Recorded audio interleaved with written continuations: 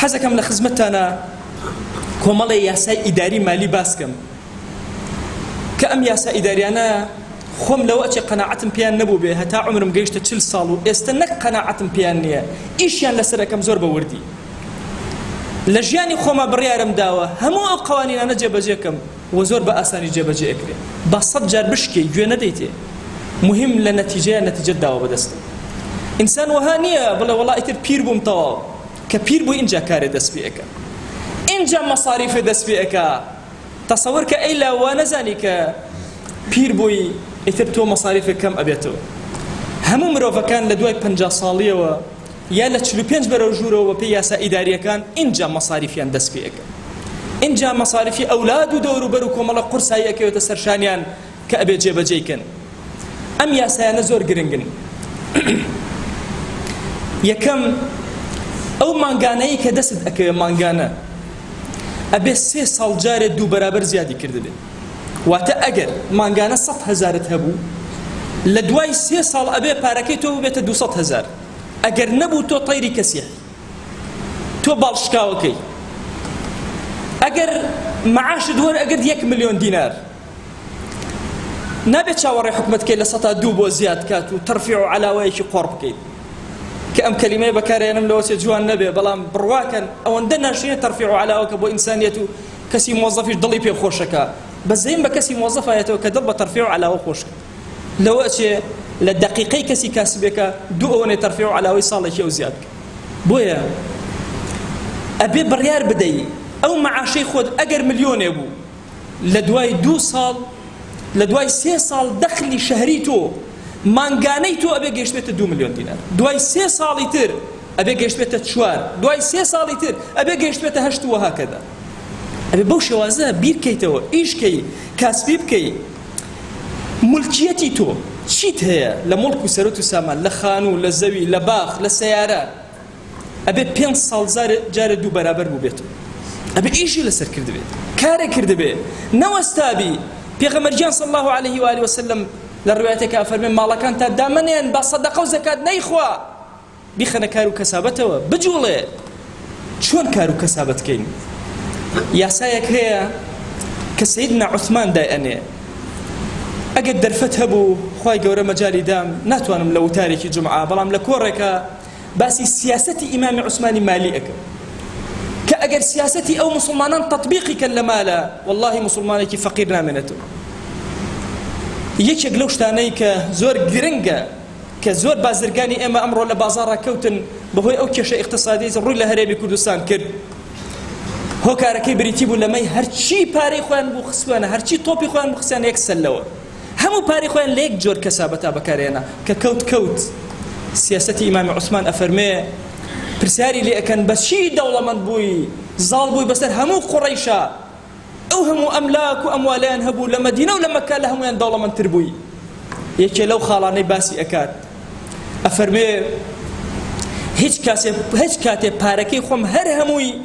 لە ناو یەک شوێن و یەک کەسابەتە دانە ئەنا تەوزیعم ئەکرد بەسەر 5-6 کەسابەتە 5-6 جۆر کاسبیم لە یەک کاتە ئەکرد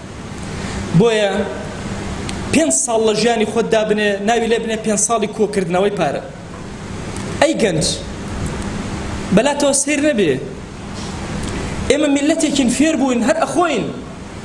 پێمان وایە گەشت و سەیران و سیاحەت و سفرەی زۆر و خواردنی زۆر ڕەحمەتی خوا لە ماوەسای خاڵ بێت ماوەسای خاڵە فەرمێ بابەتێکی لە ناڵەی دەروونە کتێبێکی زۆر جوانە ناڵەی دەروون ئەدەبیاتی زۆر کوردی بەرزی تایە بە ناوی مەشکە ڕەش مەشکە ڕەش مەبەستی لە مەعیدەیە مەعیدە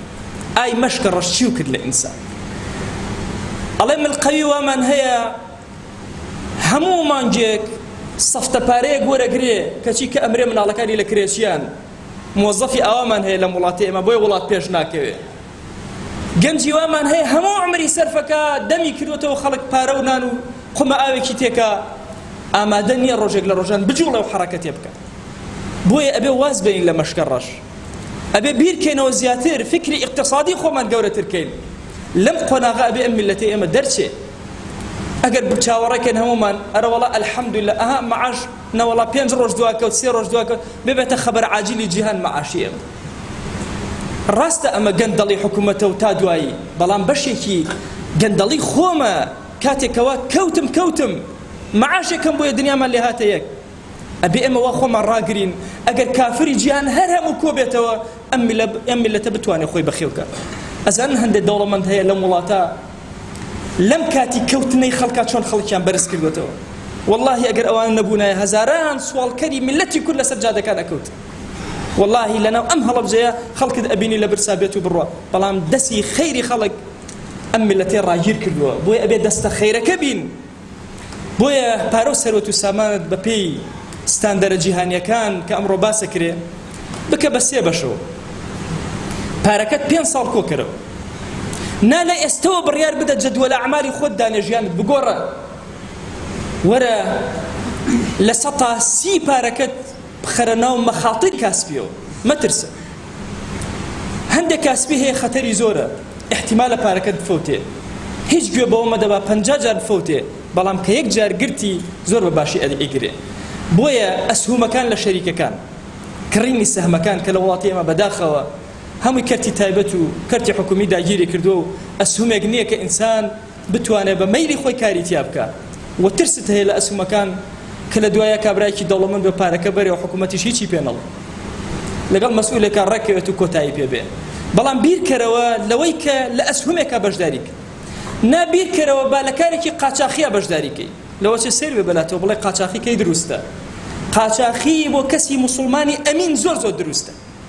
چه مەسئولێکی دز خراپە بێنێتە ئەم شارە چه حکوومەتێکی گەند کە نەتوانێت مراقبەی شتەکان بکات لەم شارە بڵاو بێتەوە ئەبێ کەسی موسڵمان وریا بێ لە هەموو بوارەکانی کەسابەتە والله ئەگەر دەستێکی ئەمین هەبێ باشترین شت دەهێنێتە ئەم شارە لەوە چی حکوومەت بڵێ ئەم شتە خراپە بەڵام لە ستاندەری جیهانیە دەرچووە بۆیە پارەکەت بەشێکی لە 130 بخەرە مەخاترەوە گوێمە دەرێ ڕۆژێک لە ڕۆژان ئەو مەخاترە بۆ تۆ سەرکەوتووە بێ با 10 جار زەرەرکەی گوێمە دەرێ با لە 10 جار لە 130 لە دەست بدەی بە یەک جار تۆ ئەتوانی لە 100,000 سەرکەوی لە 140 واریداتی خۆت کۆبکەرەوە لە عقاراتە بەکاری بێنە لە 140 زیاتر بەکار نێن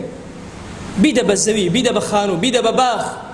نەکەی لە 140 زیاتر بەکاربێنی چونکە عقارات زۆر بە هێواشی سەر ئەکەوێ ڕاستە کتوپڕ سەر ئەکەوێ بەڵام کتوپڕیش یێتە خوارەوە نەرم سەر ئەکەوێ ئاگات لێبێ لە 130 کارەکانی ترت بخەنە پرۆژەی بچووکەوە کە مانگانە شتێکت دەستکەوێتەوە بۆ ئەوی بتوانی حاجەی خۆت و ماڵ و مناڵی پێ جێبەجێ بکەیت